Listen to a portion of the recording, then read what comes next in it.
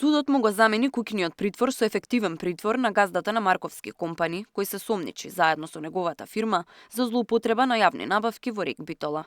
Откако јавното обвинителство се жалеше на одлуката на судот за куќниот притвор поради можно бегство на Борче Марковски, одлуката беше преиначена.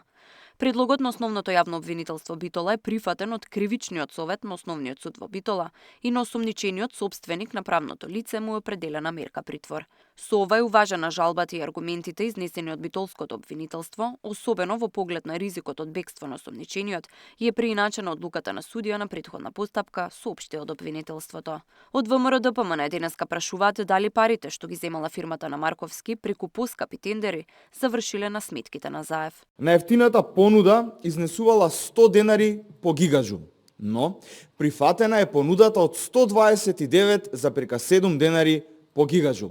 Тоа е отприлика 30% повисока цена. Автоматски се поставува прашањето: каде завршиле овие 30%? Да ни биде појасно. 30% од 46 милиони евра се 14 милиони евра. Дали овие 14 милиони евра завршиле преку разни канали до сметки на Заеви во Бугарија и Дубај? Обвинителството отвори истрага против 8 лица и фирмата Марковски компани поради сомнение за незаконски јавни набавки во РИК Битола, за кои се сомневаат дека биле распишани само да се испумпаат пари од буџетот. Меѓу осомничените се поранишниот директор на комбинатот и неколку раководители и директори во ПЕ Рудници РЕК, кои во 2023 година наводно ја злоупотребиле службената положба и извршиле измама. Се сомничи дека и фирмата на Марковски и нејзиниот сопственик издавале фактури за работи што не биле завршени, при што незаконски биле наплатени над 1,7 милиони евра од РЕК Битола.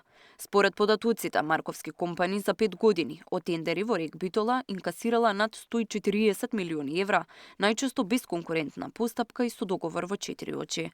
Тамара Дичевска, Сител телевизија.